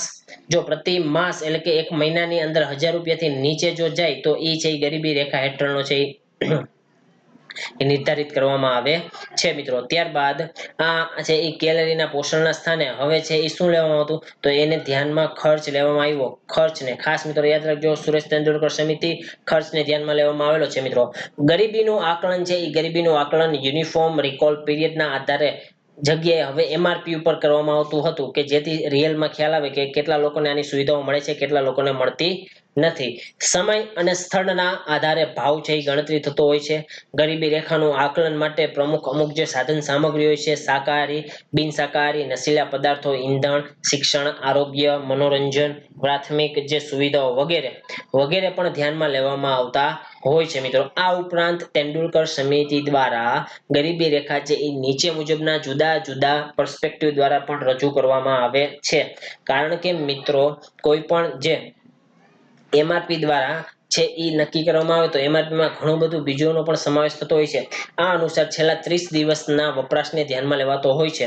URP માં છે છેલ્લા 30 દિવસના ખર્ચાને વપરાશને છે ધ્યાનમાં લેવાતો હોય છે. જ્યારે MRP માં પદ્ધતિમાં 5 લો ફ્રીક્વન્સી આઇટમ જેમ કે કપડાં છે, ફૂટવેર છે, શિક્ષણ છે, ટકાઉ વસ્તુઓ છે, મેડિકલ ખર્ચ, આ બધાનો 365 દિવસ સુધી એના સિવાયનો બાકીનો કોઈ પણ ખર્ચ હોય એના છેલ્લા 30 દિવસની માહિતી મેળવી અને જે આખો ઇન્ડેક્સ રજૂ કરવામાં આવે છે એ MRP ના આધારે આ છે એ તેંડુલકર સમિતિના નિયમ મુજબ ચલાવવામાં આવે છે મિત્રો. ત્યારબાદ હવે આપણે જે સમિતિ જોવાની છે એ સમિતિનું નામ છે NC સક્સેના સમિતિ. ખાસ મિત્રો યાદ રાખજો, NC સક્સેના સમિતિ. હવે અહીંયા કોઈ બહુ સક્સેના સમજી અને સક્સેના ભાભીજી ઘરપે વાળા સક્સેના ન જોઈ લેતા, આઈ લાઈક ઇટ વાળા. અહીંયા આપણે જોવાના છે મિત્રો, 2 જ મિનિટની મજાક હતી. જેને હ્યુમર લાગેલું હોય, જેને સમજાણું હોય એ સમજી લેશે. બાકી જે લોકોને ન સમજાણું એ ફરી પાછા આપણે આપણા ટોપિકમાં ઘૂસી જઈએ. ઘૂસેલા જ છીએ જે વિદ્યાર્થી મિત્રો, એ લોકોનો આભાર સૌનો. તો NC સક્સેના સમિતિ, સક્સેના સમિતિએ શું કીધું હતું? તો ગ્રામીણ વિકાસ ઉપર વધારે ભાર મૂકેલો હતો કે ગ્રામીણમાં ગ્રામ્ય લેવલે જે ગરીબી રેખા જે લોકો છે એ ગરીબી રેખા હેઠળ ન જીવે, એ લોકોને સારી સુવિધાઓ મળે, એના માટે NC સક્સેનાએ છે એ ગ્રામીણ વિકાસ મંત્રાલય દ્વારા આ રિપોર્ટ છે એ રજૂ કરેલો હતો કે જેના આધારે ઉદ્દેશ્ય ગરીબી રેખા નિર્ધારણ નહીં પરંતુ વસ્તીની ગણતરીની સાથે સાથે ગરીબ કેટલા છે એનો આધાર છે એ આમાં કરવામાં આવતો હતો મિત્રો. ત્યારબાદ સમુદાય પર ધ્યાન કેન્દ્રિત કરવું, જમીન માલિક, વ્યવસાયિક, શિક્ષણ, વૃદ્ધાવસ્થા કે બીમારી, આ બધી જે છે એ બધી એક સમિતિના માપદંડો દ્વારા આખી વસ્તીની છે એ ગણતરી કરવામાં આવતી હતી. સમિતિના મત મુજબ એવા માપદંડો બનાવવા જોઈએ કે જેમાં, ખાસ મિત્રો યાદ રાખજો કે આ જે સમિતિ છે એ સમિતિના માપદંડો મુજબ સરકારે એવા માપદંડો બનાવવા જોઈએ કે જેમાં બેઘર લોકો છે, વિકલાંગો છે, વૃદ્ધો છે, એ બધા જે લોકો આ જે ગરીબી રેખા હેઠળમાં સમાવેશ નથી થતા એ લોકો બધાનો જ સમાવેશ આમાં થાય એવા માપદંડોની છે એ સરકારે રચના કરવી જોઈએ. આ સમિતિએ તારણ આપ્યું હતું કે ગ્રામ્ય અને શહેરી લોકો ક્રમશઃ 2400 અને 2100 કેલેરીના બદલે 1880. હવે તમને પ્રશ્ન પૂછાઈ શકે કે 1880 નો ઉપભોગ જે બંને શહેરી હોય કે ગ્રામ્ય હોય બંને જગ્યાએ સેમ છે એ આપેલો હતો કોને, તો આ સમિતિએ સુરેશ તેંડુલકર સમિતિએ છે એ બંને જગ્યાએ 1820 નો છે એ કેલેરીનો એનસી સક્સેના સમિતિએ ગ્રામ્ય અને શહેરી ક્ષેત્રનો છે એ સેમ કેલેરીનો છે એ કન્સેપ્ટ આપેલો હતો. ખાસ મિત્રો યાદ રાખજો, ગરીબી રેખા હેઠળની નિર્ધારણની જે સીમાઓ છે એ સીમાઓ આવકના આધારે ગ્રામ્ય અને શહેરોમાં ક્રમશઃ 700 અને 1000 નક્કી કરેલી હતી. ગ્રામ્ય લેવલની વાત છે મિત્રો. ત્યારબાદની નવી એક સમિતિની વાત કરીએ તો એસ.આર. હાસિમ સમિતિ. કઈ સમિતિ? એસ.આર. હાસિમ સમિતિ. એને 2012 માં પોતાનો રિપોર્ટ છે એ રજૂ કરેલો હતો. આ સમિતિની રચના આયોજન પંચ દ્વારા કરવામાં આવી હતી કે જે હાસિમ શહેરી વિસ્તારમાં ગરીબી રેખા હેઠળ જે જીવતા લોકો છે એ જીવતા લોકોની ઓળખ કરી એ લોકોને જે યોગ્ય શહેરી ગરીબી તરીકે નાણાં મળે અથવા પ્રોત્સાહન મળે, સરકાર એવા પગલાઓ લેશે. એસ.આર. હાસિમ મુજબ હાલ એવું કહેવામાં આવે છે કે શહેરી ગરીબ 35% છે એવું સમિતિએ કારણ આપેલું છે મિત્રો. ત્યારબાદ આ સમિતિ આપેલ પદ્ધતિ મુજબ બીપીએલ પરિવારોને ઓળખમાં ત્રણ ઓળખમાં કરવામાં આવે છે. આ જે સમિતિની જે રચના થયેલી હતી એ સમિતિ મુજબ જે બીપીએલ ધારકો છે એ બીપીએલ ધારકોને 3 રીતે ઓળખવામાં આવે છે. કઈ 3 રીત છે એ આપણે આમાં જ જોશું લેક્ચરમાં મિત્રો. કઈ 3 રીત છે? તો આપમેળે સમાવેશ કે કોઈ પણ વ્યક્તિ છે એ વ્યક્તિનો કોઈ પણ પરિવાર, આખો પરિવાર છે એ પરિવાર, અમુક પરિવારનો એક વ્યક્તિ ભીખ માંગતો હોય, કોઈ પણ જગ્યાએ કામ કરતો હોય, સફાઈ કર્મચારી હોય, કચરો ઉપાડતો હોય, રહેઠાણનું મકાન માટે કાચું મકાન હોય, પાકું મકાન રહેવા માટે ન હોય, દૈનિક મજૂરી સાથે સંકળાયેલો હોય, આવા જુદા જુદા ઘણા બધા જે લોકો છે એ લોકો છે એ ઓટોમેટિક છે એ આપમેળે એ બીપીએલ કાર્ડ અંતર્ગત આવે છે. જ્યારે આપમેળે ન હોય એવા કોણ છે? તો કોઈ પણ એવો એર કન્ડિશન ઘર ધરાવતો, ઇન્ટરનેટની સુવિધા ધરાવતો હોય, લેન્ડલાઇન ટેલિફોનની સુવિધા ધરાવતો હોય, વોશિંગ મશીનની સુવિધા ધરાવતો હોય, આવા કોઈ પણ લોકો છે એ આપમેળે ઓટોમેટિક છે એ બીપીએલ કાર્ડમાં આવતા નથી મિત્રો. બાકીના શહેરોની પરિવારને સ્કોર કે બાકીના જે શહેરો છે એ બાકીના શહેરોના જુદા જુદા પરિવારો જો સારા હોય એ પરિવાર નો જો વિકાસ થયેલો એના આધારે છે જુદા જુદા સ્કોર આપવામાં આવે છે. તો હાસિમ સમિતિ મુજબ ખાસ મિત્રો આ યાદ રાખજો કે આપણી જે હાસિમ સમિતિ હતી, આ હાસિમ સમિતિ મુજબ ખાસ મિત્રો યાદ રાખજો, હાસિમ સમિતિ મુજબ જે શહેરી ગરીબો છે, શહેરી ગરીબોનું પ્રમાણ કેટલું હતું? શહેરી ગરીબોનું પ્રમાણ તો 35%. કેટલું? 35% હતું શહેરી ગરીબોનું પ્રમાણ છે. ત્યારબાદનો એક આંકડો એવો રજૂ કર્યો હતો કે સૌથી વધુ આ છે એસ.આર. હાસિમની જે બધી જે ભલામણો છે એ ભલામણોના આધારે જ આપણે ગરીબીની વ્યાખ્યા કરીએ છીએ. બીજા કોઈ માહિતી, બહારની માહિતીનો ઉપયોગ કરેલો નથી. એટલે એમ કે સાહેબ અત્યારે તો આનું નથી ગણવું, પણ અત્યારે આ છે એ જૂની ગણતરીના આધારે આપણે ગણેલું છે. એના આધારે આપણે છે એ રિપોર્ટ જે છે એ રજૂ કરીએ છીએ તમને કે ભારતમાં સૌથી વધુ શહેરી ગરીબ ક્યાં જોવા મળે છે? તો મણિપુરમાં. ખાસ મિત્રો યાદ રાખજો, મણિપુરમાં. ભારતમાં સૌથી વધારે શહેરી ગરીબ ક્યાં જોવા મળે છે? તો મણિપુર રાજ્યમાં. આ યાદ રાખજો. સૌથી ઓછું તમને સૌથી વધારે કહી દીધું, તો સૌથી વધુ ક્યાં હશે? તો સૌથી વધુ ગોવા. સૌથી વધુ ગોવામાં જોવા મળે છે 16%. સૌથી ઓછું છે એ ગોવામાં જોવા મળે છે, સૌથી વધારે મણિપુરમાં જોવા મળે છે. થોડુંક ટ્વિસ્ટ થઈ ગયું હતું, સોરી મિત્રો. ત્યારબાદ આપણે જે સમિતિ જોવાની છે એ અર્જુન સેનગુપ્તા સમિતિ. કઈ સમિતિ? અર્જુન સેનગુપ્તા સમિતિ. આ સમિતિના રિપોર્ટ મુજબ ભારતના કુલ 836 મિલિયન લોકોને પ્રતિદિન માથાદીઠ ઉપભોગ ₹20 થી પણ ઓછો છે. જેમાંથી 237 મિલિયન લોકોની પ્રતિદિન માથાદીઠ ઉપભોગ છે 9 થી 12 વચ્ચે છે મિત્રો. ખાસ યાદ રાખજો, 9 થી 12 વચ્ચેનો છે.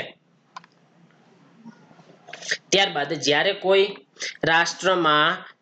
રાષ્ટ્રમાં પ્રતિદિન માથાદીઠ ઉપભોગ 9 થી નીચે જતો હોય તો તે રાષ્ટ્રમાં પ્રતિદિન માથાદીઠ જે છે ઉપભોગ 9 થી નીચે જતો હોય તો એ અતિશય ગરીબ. હવે તમારે આ પાછી વ્યાખ્યા યાદ રાખવાની કે પ્રતિદિન માથાદીઠ ઉપભોગ 9 ચોખંડુમાં તમે લખી શકો છો. આ સેમ ટુ સેમ એ કોને કીધું હતું? તો અર્જુન સેન ગુપ્તાએ. કોને કીધું હતું? અર્જુન સેન ગુપ્તા સમિતિએ આ છે એ માપદંડના આધારે ગરીબી નક્કી કરેલી હતી કે જેનું માથાદીઠ પ્રતિદિન છે એ ₹9 થી પણ નીચે જતો હોય તો એવા રાષ્ટ્રો સતત ગરીબીમાંથી પસાર થતા હોય છે મિત્રો. ત્યારબાદની આપણી જે સમિતિ છે એ સી રંગરાજન સમિતિ. સોરી મિત્રો, થોડોક પરસેવો છે કારણ કે તમને અવાજ ચોખ્ખો સંભળાય એ માટે ડેઈલી હું ફેન છે એ ઓફ કરીને રાખું છું કે જેથી તમને સારી ફેસિલિટી, સારી ક્વોલિટી વોઇસ મળે, જેથી તમને વધારે ફાયદો થાય મિત્રો. એટલા માટે કે સી રંગરાજન સમિતિ. સી રંગરાજન સમિતિમાં શું આપેલું છે કે 2012માં કેન્દ્ર સરકાર દ્વારા એક એક્સપર્ટ ગ્રુપની રચના કરવામાં આવેલી હતી. ખાસ મિત્રો યાદ રાખજો, એક્સપર્ટ ગ્રુપની રચના કરવામાં આવી હતી. આ જે એક્સપર્ટ ગ્રુપ છે એ ગણિત જે ગરીબી છે એ ગરીબીની ગણતરી કરી માથાદીઠ માસિક જે વપરાશી ખર્ચ છે. હવે આ ખાસ યાદ રાખજો, સી રંગરાજને શું કીધું હતું? સી રંગરાજને એવું કીધું હતું કે ગણતરી માથાદીઠ માસિક વપરાશી ખર્ચના આધારે. ગરીબીની રેખાનું આંકલન કેવી રીતે થશે? તો જે માથાદીઠ જે વાર્ષિક જે વપરાશી ખર્ચ થાય છે એના આધારે છે એ સી રંગરાજને ગરીબીની વ્યાખ્યા આપેલી હતી. આ સમિતિનો રિપોર્ટ ક્યારે રજૂ કરવામાં આવ્યો હતો? સંસદ સમક્ષ 2014 સમક્ષ. આ સમિતિની રચના ગરીબી રેખા ગણવાની પદ્ધતિઓની સમીક્ષા કરવા માટે થઈ હતી. જુદી જુદી જે ગરીબી રેખા હેઠળ જે રેખા હેઠળની કોઈ પણ પદ્ધતિ વિકસાવતા હોય તો એ પદ્ધતિની સમીક્ષા કરવાનો અધિકાર સી રંગરાજન સમિતિનો હતો.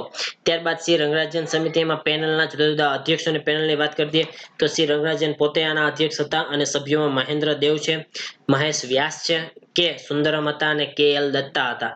તો સરકારને વિવિધ યોજનાઓ સાથે ગરીબીના અંદાજોને કઈ રીતે જોડી શકાય છે તેની ભલામણ કરી હતી કે સરકાર દ્વારા વિવિધ જે યોજનાઓ છે આ જે વિવિધ યોજનાઓ છે એ વિવિધ યોજનાઓને ગરીબો સુધી વધારેમાં વધારે કેવી રીતે જોડી શકાય એના માટે હવે સરકાર છે એ તત્પર છે, એ કામ કરી રહી છે મિત્રો. ઉપરાંત આંતરરાષ્ટ્રીય કક્ષાએ આપણા જે ગરીબી નિવારણની જે પદ્ધતિઓ છે એ ગરીબી નિવારણની પદ્ધતિઓનો વિકાસ થાય એના માટે સરકાર દ્વારા છે એ સુવ્યવસ્થિત અને પદ્ધતિ છે વિકસાવવાનો ઉદ્દેશ્ય છે મિત્રો. ત્યારબાદ આમ સમિતિ મુજબ 2011 ને 12માં કુલ વસ્તીના 29.5% લોકો ગરીબી રેખા હેઠળ જીવે છે. ખાસ મિત્રો યાદ રાખજો, 11-12માં કુલ 29.5% લોકો ગરીબી રેખા હેઠળ જીવી રહ્યા છે. Arvind Panagariya task force, latest task force 2015ની આના બાદ પછી કોઈ જ પ્રકારની ગણતરી થઈ જોવા મળેલી નથી મિત્રો. તો આના વિશે આપણે વાત કરશું અરવિંદ પનગડિયા વિશે કે નીતિ આયોગ દ્વારા 16 માર્ચ, ખાસ મિત્રો યાદ રાખજો, 16 માર્ચ 2015ના રોજ નીતિ આયોગના ઉપાધ્યક્ષ અરવિંદ પનગડિયાની અધ્યક્ષતા સમિતિમાં રચના કરવામાં આવેલી હતી મિત્રો. તેમને અન્ય એક સદસ્ય જે સભ્ય છે એ બીબેક દેબોરે છે. ખાસ મિત્રો યાદ રાખજો. હવે તમને અંદર સાહેબ આ સ્લાઇડ તો ખાલી રાખેલી છે, આનું શું કરવાનું છે? અમારે જોવાનું છે આમાં કઈ છુપાવીને રાખેલું છે? તો ના મિત્રો, આ સ્લાઇડ એટલા માટે મેં રાખેલી છે કે તમને હવે જે આપણે જેટલી સમિતિ ભણ્યા એ સમિતિની માત્ર ને માત્ર શોર્ટકટમાં કે જેટલું આપણે ભણ્યા એનું બધું જ શોર્ટકટમાં આખું આપણે ભણશું. તો અહીંયા તમારી સમક્ષ હું પેલી જે આપણી સમિતિ હતી એ બધા આવી જ રીતે નોટ અને પેન લઈ અને બેસશે જેથી બધાને ખ્યાલ આવે કે અહીંયા શું હતું. તો દાદાભાઈ નવરોજી અને કયું આવશે એમનું પુસ્તક? કેવું પુસ્તક આવશે? ઝડપથી poverty and un-British rule.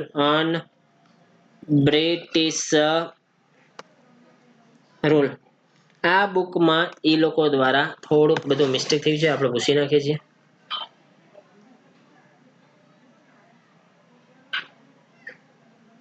કે આ જે ગ્રુપ હતું, આ જે ગ્રુપમાં દાદાભાઈ નોરોજી દ્વારા જે આખી સમિતિની રચના કરેલી હતી, દાદાભાઈ નોરોજીએ પ્રથમ પુસ્તક પણ રચેલું હતું. પ્રથમ પુસ્તક ગરીબી સંબંધિત પુસ્તક લખેલું હતું. કયું પુસ્તક હતું? તો એમાં પુસ્તકમાં એવું કીધું હતું કે પોવર્ટી તેનું જે પુસ્તક છે પોવર્ટી એને સમકક્ષ શક્તિ, એમાં ઇન્ડિયામાં સૌપ્રથમ વાર ગરીબી માપવા માટેની રીત છે એમાં બતાવેલી હતી મિત્રો. ખાસ યાદ રાખજો. ત્યારબાદ આપણે જોઈએ ડીઆર ગાડગિલ જે યોજના હતી, ડીઆર ગાડગિલ જે ડીઆર ગાડગિલમાં ભારતમાં પ્રથમ ગરીબી રેખાનું નિર્ધારણ કરવા માટેની સમિતિમાં સામેલ થયા હતા. ત્યારબાદ શરથ દાંડેકર ફોર્મ્યુલા 1921માં શીતલ નેશનલ સેમ્પલ સર્વેના વપરાશ અને ખર્ચના આંકડાનો ઉપયોગ કરી અને આખું એક ફોર્મ્યુલા રેડી કરી અને એને લાગુ કરવામાં આવે છે મિત્રો. તો આ આપણે જુદી જુદી સમિતિઓ જોઈ હતી. એ સમિતિઓ તમારે છે એ તમારે ટૂંકમાં એ તમે ટૂંકમાં ક્યારે લખી શકશો કે જ્યારે તમે મારો લેક્ચર ડિટેલમાં જોયો હશે ત્યારે તમે આ જે સમિતિઓ છે એ સમિતિઓ વિશે તમે ટૂંકમાં લખી શકો છો મિત્રો. ત્યારબાદ સામાજિક કારણો, જે હવે જે આજે આપણે જોવાના છે એ ગરીબીના કારણો, કે ભારતમાં જે ગરીબીનો જે ફેલાવો થઈ રહ્યો છે, ગરીબી દિવસે ને દિવસે વધતી ગઈ છે, એના મહત્વના કારણો કયા કયા છે?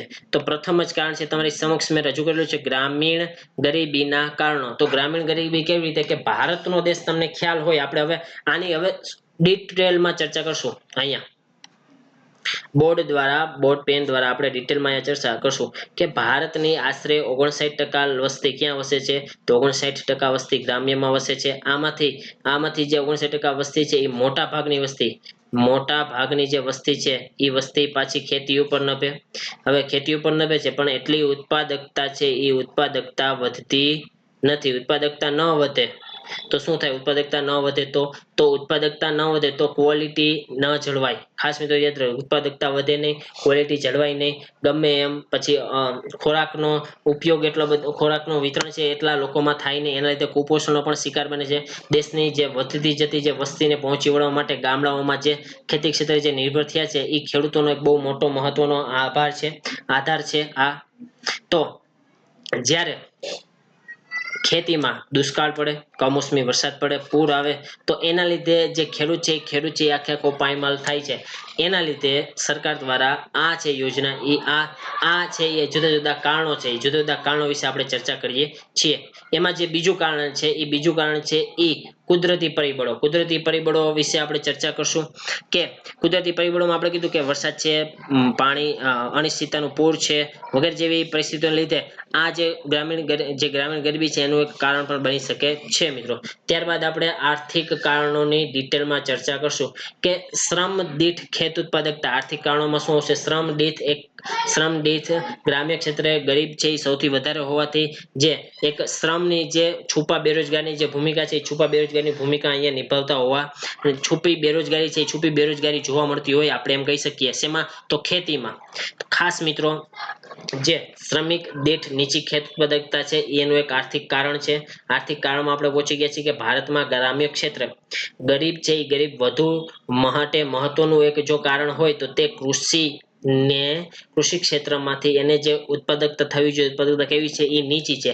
આ નીચી ઉત્પાદકતાને લીધે એને જે આધુનિક સુવિધાઓનો જે વિકાસ કરવો હોય એ વિકાસ ન થાય. સિંચાઈની સગવડો છે, પછી ટેકનોલોજી છે, પૂરતી શિક્ષણ છે, તાલીમ છે, પછી મૂડી રોકાણકારોનો દર છે, એ બધાને જ અસર થશે મિત્રો. એટલા માટે છે એ આ જે આર્થિક કારણનું પહેલું કારણ શ્રમિક દીઠ નીચી ઉત્પાદકતા. ત્યારબાદ આપણે બીજું જોઈએ કે જમીન તથા સંપત્તિનું અસમાન વિતરણ. કે એવું કહેવામાં આવે છે કે દેશના 4% લોકો પાસે, દેશની 51% છે એ મિલકત રહેલી છે. કે ખેતી માટે, આપણે ખેતીની સંબંધિત અહીંયા વાત કરશું કે ખેતી માટે ખૂબ જ મહત્વની છે જમીન. ભારતમાં અંગ્રેજોના શાસનકાળથી જ આપણે એમ કહી શકીએ કે જમીનદારી પ્રથા, મહાલવારી પ્રથા અને રૈયતવારી પ્રથા, જુદી જુદી ત્રણેય પ્રથાઓ આપણે જોઈ હતી. એના લીધે આ વર્ગ માટે, એટલે કે ખેડૂતો માટે શું કહ્યું? તો ખેડૂતો માટે સાથે પ્રત્યક્ષ રીતે સંકળાયેલ ન હોવાથી સરકાર સાથે એની ઉપર છે એનું મુઠ્ઠીભર જમીનદારો દ્વારા છે એનું શોષણ વધુ ને વધુ કરવામાં આવે છે મિત્રો. તો આ છે એનું પણ ગરીબીનું આર્થિક કારણ છે. નાના અને ગૃહ ઉદ્યોગો વિશે કે ભારતમાં બીજી જે પંચવર્ષીય યોજના હતી, બીજી પંચવર્ષીય યોજનાઓ આર્થિક વિકાસની વ્યૂહરચનાના ભાગરૂપે આપણે એમ કહી શકીએ કે આપણે ભારો ઉદ્યોગોને એનો પછી આપણે વિકાસ થયો, એના લીધે આપણે એમ કહી શકીએ કે આપણી જે આર્થિક સ્થિતિ હતી એમાં સુધારો થયો. પરંતુ હવે જમીન તથા જે સંપત્તિનું જે અસમાન વિતરણ હોય એના લીધે જે લોકો પાસે જમીન છે એ બહુ મોટા સંખ્યામાં હશે, જે લોકો પાસે જમીન સાવ નથી તો સાવ નહીં જોવાને, ને એ એક લેબર તરીકે ત્યાં એ જમીન ઉપર કામ કરતા હોય છે. એટલા માટે છે આર્થિક કારણોમાં નીચી ઉત્પાદકતાનું કારણ પણ એક આ છે.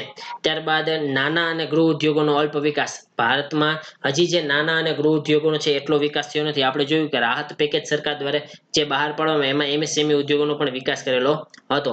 ઝડપથી વધતા ભાવો, બેરોજગારીનું ઊંચું પ્રમાણ જોવા મળે છે. કારણ કે દિવસે ને દિવસે વધતા ભાવ છે એ ભાવમાં વધારો થતો જાય છે. કારણ કે એ તો ઊભા નથી રહેવાના, કારણ કે એને તો કઈ મંદી કે એવું કઈ નડવાનું નથી. તો એ જે ભાવ વધતા હોય છે એના લીધે છે એ ગરીબીમાં વધારો થાય છે. એના લીધે તે સેમ બેરોજગારીમાં પણ ઊંચો દર જોવા મળે છે મિત્રો. ખાસ યાદ રાખજો, બેરોજગારીનો પણ ઊંચો દર જોવા મળે છે. ત્યારબાદ આપણે ભણવાના છીએ સામાજિક કારણો. સામાજિક કારણોમાં શિક્ષણનું સ્તર આપેલું છે આપણને, લૈંગિક અસમાનતા આપેલી છે. તો આપણે એમાં જે શિક્ષણનું જે સ્તર છે એ શિક્ષણના સ્તર વિશે આપણે ડિટેલમાં વાત કરીએ તો શિક્ષણનું ભારતમાં ગરીબી એક બહુ મહત્વની અને મોટી સમસ્યા છે. ભારતમાં ગરીબી છે એ ગરીબી એક મોટી અને કૌશલ્ય વિકાસની એક બહુ મોટી સમસ્યા છે. એના લીધે આમાં છે એ ગ્રામીણ ક્ષેત્રમાં કૃષિ ક્ષેત્ર ટેકનોલોજી, નવી ખેત ઉત્પાદકતા છે, નવી નવી પદ્ધતિઓ છે, એ બધાનો વિકાસ છે એ કૃષિ ક્ષેત્રે થવો જોઈએ કે જેથી કૃષિનો વિકાસ થાય તો દેશનો ઓટોમેટિક વિકાસ થશે. ત્યારબાદ છે લૈંગિક કારણો, લૈંગિક અસમાનતા.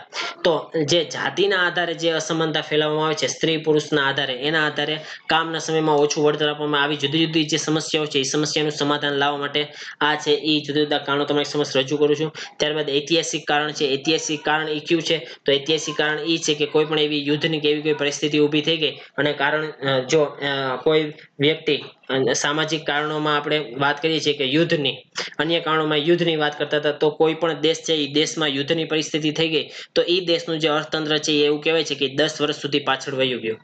એટલા માટે યુદ્ધની પરિસ્થિતિમાં પણ છે એ ગરીબીની જે ગરીબ છે એ ગરીબ વધારે ગરીબ બનતો જાય છે.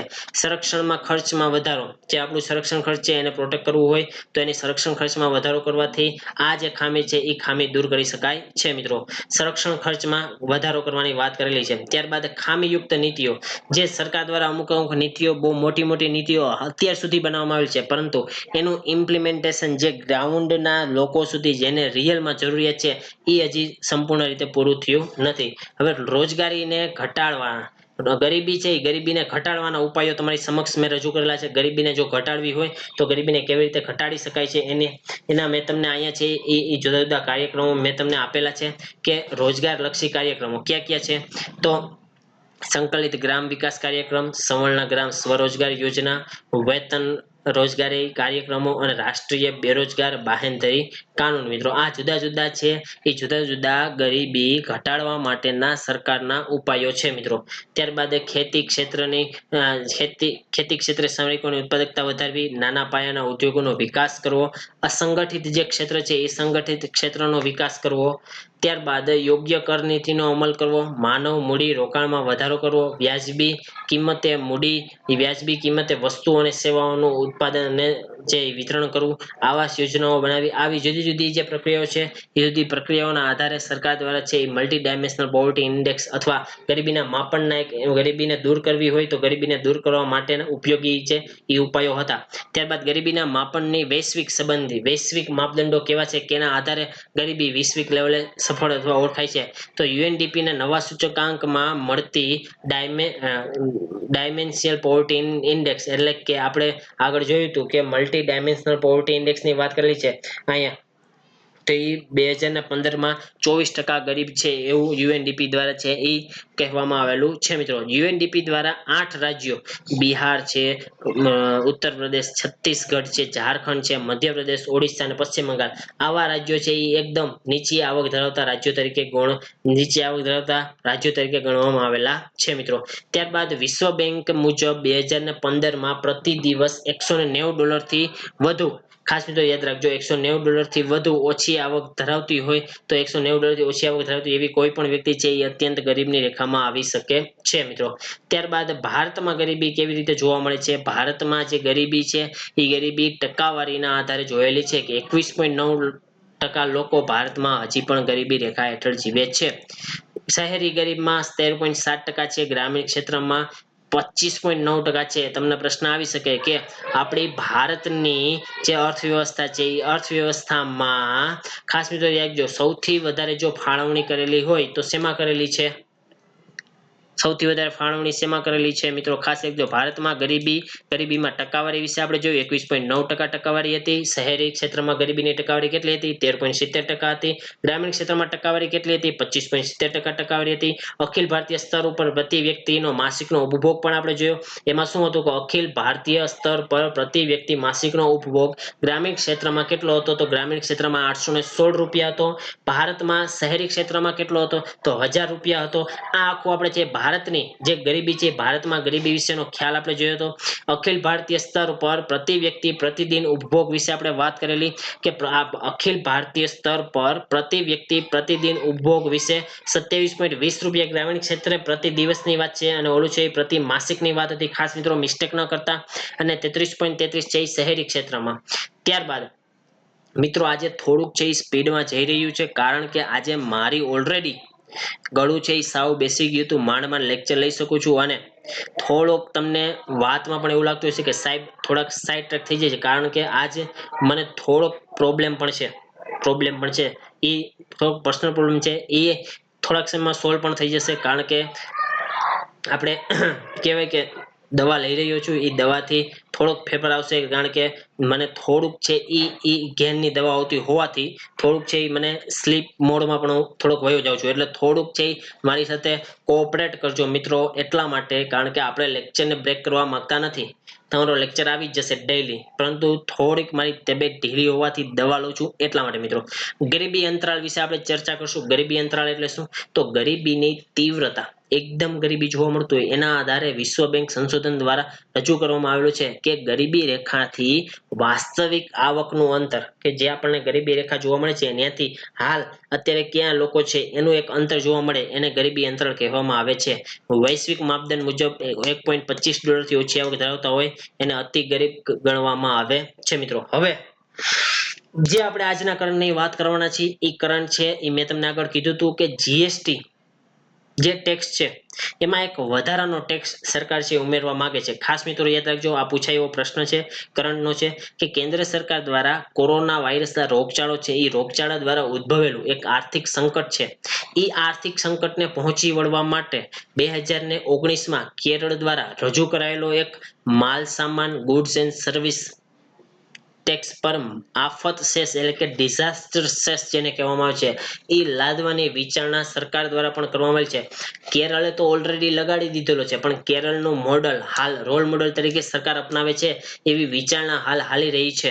તો નાણામંત્રી સમક્ષ 5%નો જે સ્લેબ છે એ વધારાનો ડિઝાસ્ટર સ્લેબ તરીકે ઉભો કરવામાં આવશે કે જેથી સરકારને વધુ ને વધુ નાણું ભેગું કરી શકે કે જેથી આપણી દેશની જે અર્થવ્યવસ્થા છે મિત્રો એ અર્થવ્યવસ્થા જે ખાડે જઈ રહી છે એને ફરી પાછી તેજીમાં લાવવા માટે સરકાર છે આ 5%નો સ્લેબ નાખશે. પરંતુ હવે તમે આની એક નેગેટિવ સાઈડ વિચારો કે જો સરકાર આવી રીતે જીએસટી ઉપર 5% સેસ નાખશે તો જે નાના ઉદ્યોગો છે અથવા જે ઉદ્યોગો હાલ હજી ચાલુ પણ થયા છે એને જો જીએસટી ભરવાની વાત આવી કારણ કે હજી એને પ્રોડક્શન ચાલુ જ કર્યું હજી એટલી એને આવક થઈ નહીં હોય અને એની ઉપર પણ આવો 5%નો ટેક્સ નાખી દેવામાં આવે તો જે નાના ઉદ્યોગો અને જે નજીકના સમયમાં શરૂ થયેલા ઉદ્યોગો ઉપર ભારણ છે એ ભારણ કરનું વધશે જેના લીધે જે ઉદ્યોગ છે એ અલ્ટિમેટલી જે સરકારનો ઉદ્દેશ્ય છે એ વિકાસ કરવાનો પણ એનું એક નકારાત્મક પગલું પણ આ છે. આનો પણ આપણે ઉલ્લેખ તમને અહીંયા તમારી સમક્ષ કરી દીધો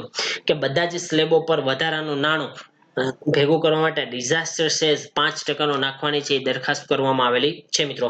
તો ભારતના બંધારણમાં આવો કઈ ઉલ્લેખ છે આનો? તો હા સાહેબ આનો ઉલ્લેખ છે જીએસટી નો.